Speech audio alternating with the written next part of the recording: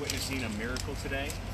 Caroline and Leah have been found safe and sound here in southern Humboldt. They were located this morning about 10:30. Piercy Fire Chief Delbert Crumley and firefighter Abram Hill located them. They were following some tracks in our search area that led south. They were located about 1.4 miles south of the place that she was last seen, and that was the residence. This was an area that's close to Richardson's Grove State Park. They were safe and sound, still ambulatory, in good spirits, not injured. They have just walked down and got on their ATVs, and now they've met law enforcement. We have been in contact with the family. The family is en route to be reunited with their daughters. And I just can't thank enough the team that's assembled behind me and all these people over here. The only reason why we have a successful outcome today is because the outpouring of community support and all of the people here. We've got resources from all over the state of California. We have the National Guard here. It is absolutely amazing. When we sent the call out on Friday night, this operation lasted 44 hours. The amount of resources that came in 44 hours was absolutely amazing. Some key partnerships to support our search effort, and are one, Mendocino County Sheriff's Office, the Napa County Sheriff's Office, Marin County Sheriff's Office. These are key partners that help lead search efforts. The National Guard has been instrumental in tracking resources and gaining so many air assets and resources here that we could not do this on our own. So our search and rescue has been absolutely outstanding. I want to publicly thank Sergeant Kerry Ireland, standing behind me. He's our search coordinator, and all the support that he received. And I have an outstanding command staff, starting with my undersheriff, J.D. Bro. I have Captain Quinnell, Lieutenant Mike Fridley, and numerous other staff that has helped support this mission. It has been unbelievable, and we could not have had a better outcome than what we've had this morning. And like I said, this is an absolute miracle. I thank the community for all their prayers, for their outpouring of their of all of their efforts. It has been unbelievable. So at this time, I'd like to turn it over to 2nd District Supervisor Estelle Fennell, and she can talk about all the support. Well, I just have to say that having gone through yesterday, so much. It's been an amazing thing. We have so many of these, going on and on. We have so many of these kinds of efforts that end up in tears and tragedy. And today we can all shed tears of joy. Thank you. Thank you, Estelle. I appreciate that. So,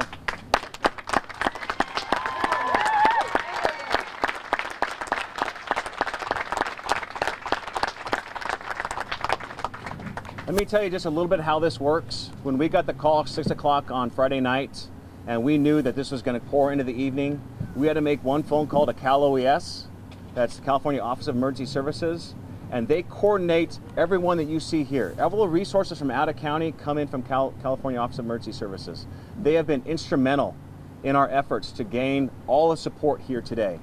And so thank you to the Governor's Office, to Mark Ghilarducci, OES Director, Mark Pazin, for all their efforts to bring Cal OES here. So Celeste is in the back. Thank you, Celeste. It's very important that you are here. Thank you very much for all the efforts. California Highway Patrol, I can go on and on for all the efforts here. Diana Totten, thank you for all your efforts. This has been an absolutely amazing operation.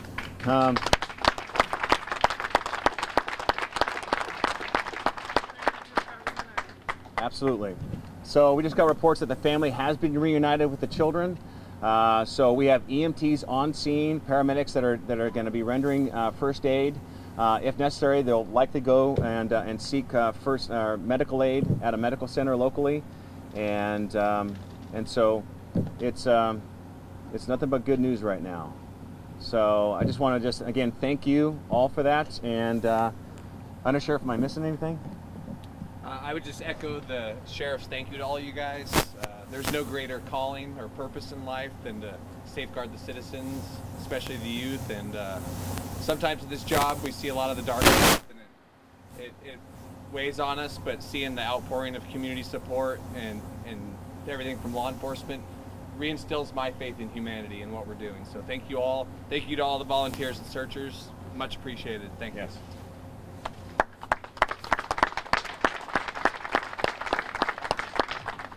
So I urge you right now, I mean, these are the best searchers in Northern California that assembled here. When we put the call out, we had over 200 show up today for this search, with dog teams, with equipment, everyone to be self-sufficient for today. It is an absolute amazing feat. And so again, it's only through their efforts that we're able to do this. So thank you guys very much. So I'd like to open up for questions. If anyone had any questions at all, just one at a time, if you can just raise your hand, please. Yes, Nazi? Sure. Can you describe what the moment was like for the person who first noticed that there might be a sign of danger? So I think they started getting messages this morning about tracks that they were following, and they were following south. And the person was reporting back to our command post that they were following these tracks, and we're encouraging them to continue to follow them. It was about 10:30. We were about ready to do a press conference up here when we got notification that that they may have found them. And at that point in time, there was a huge sigh of relief. And then we found out that they were A-OK. It was just a huge relief on all of our parts. And we're just so thankful and elated that again they were found safe. And again, 1.4 miles away from their house, and this was rugged territory.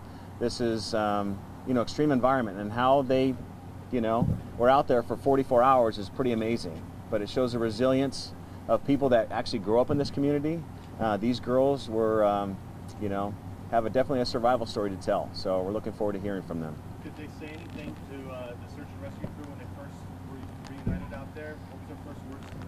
So we don't have any details on that yet. We will be debriefing all the people involved in this and getting that information, for a future time. Bobby.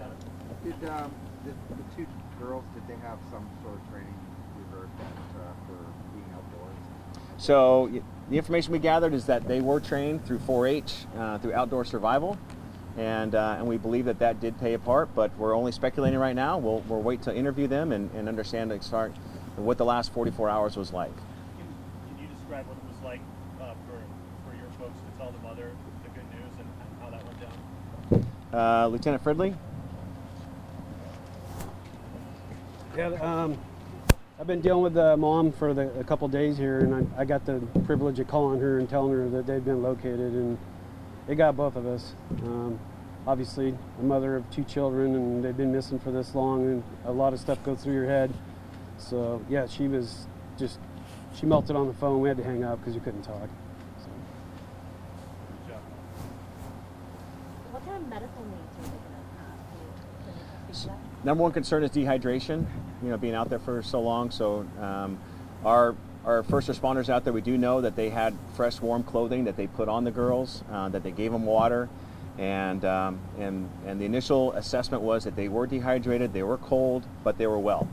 And so that's our first concern, making sure that they get hydrated, that they get a meal, and they get warm. So they're addressing all those needs right now. When you look at all the manpower out there, all the different resources, all the different agencies that came out to help to pitch in, just kind of talk to me a little bit about how everyone comes together to help in a time like this when 2 little girls go missing in such a tragic way. Well, this is what community is all about. This is what it's supposed to be about here. That when we do have a need in our community that is filled, I think everyone identified with this, that everyone with children, in a situation like this, when a child is lost, I know when my own child gets lost for 5 minutes, the panic that sets in. So I can't imagine what the family, friends, and I think everyone identified with that, and everyone wanted to help. The outpouring, everyone checking in at the command post, everyone calling, everyone seeing what they could do was just, again, absolutely amazing. But I also want to just reiterate that, also there was people that came down off the hill yesterday after we told them, hey, listen, you're flying your drones in an area you shouldn't fly. You're searching an area that you shouldn't search because, you're conflicting with us. Please come down. Those people listened to us, and they were able to aid in the search effort by not interfering. But this community came together. Every one of here, the posse members are volunteers. These people are giving up their weekends, that drove 7-8 hours, that slept on the ground last night, you know, because they care about this community, they care about the mission. And that's what it's all about. And I do want to say that every county has a search and rescue. Every county has a posse, and every county is looking for more volunteers to do this kind of work, because it takes volunteers.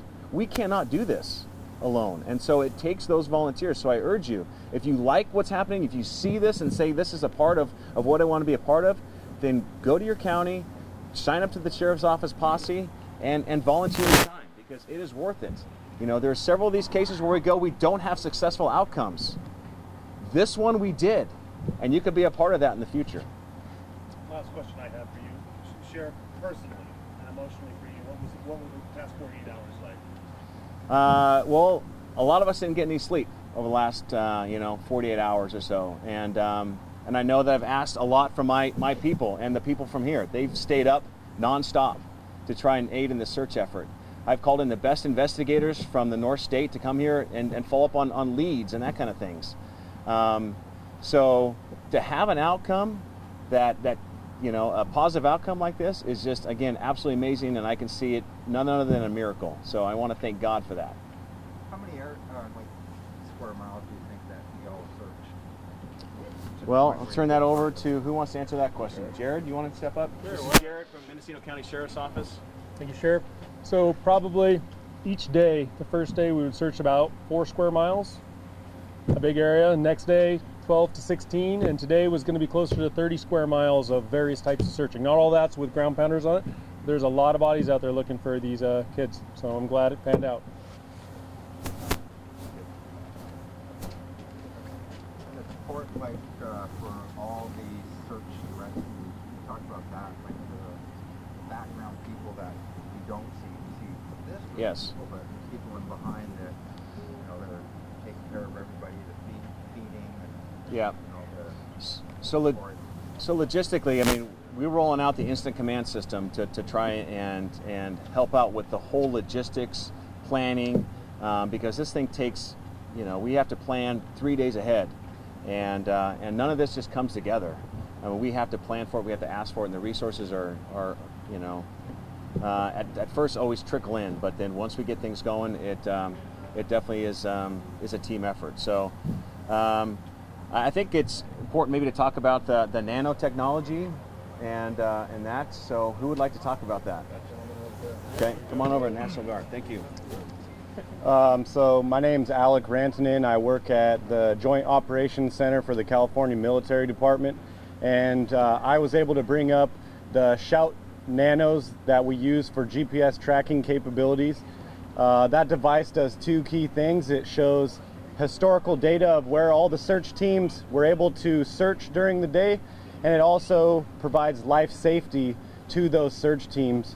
The other thing it does for us here at the command center is it provides excellent command and control, and by that I mean if one of the search teams happens to find any kind of clue, we can get that message from them here in the command center, and then we can plot that on the map and kind of start building an operational picture, seeing where those children may have been.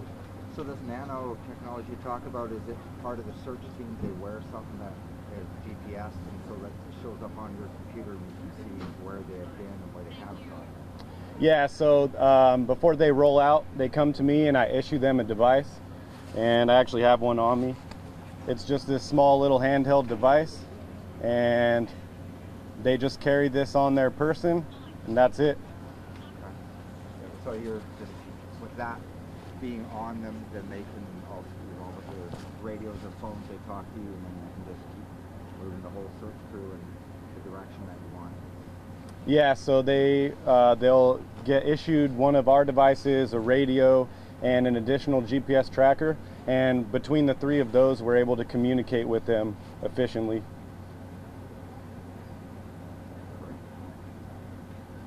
Any other questions? Yeah, I just wanted to also stay up here, sir. Nope. All right. Okay. So again, having the guard here has been instrumental. I talked to the general last night, and as far as OES goes too, is like every air asset that was available, they were going to send it today. And also this week, including, you know, drones that can fly how many hours? I cannot confirm that off the top of my that's head. right. It's probably confidential too. So, but anyway, they're going to have drones that flew over this area, you know, looking for these lost girls. So again, there was nothing but support from the Guard. So again, I appreciate that. It's been outstanding working with you. So thank you. Thank you for letting us work with you. Appreciate it. Thank you so much. Okay. Any other questions at all? Good job. Thank you, guys. Hey, these guys did it.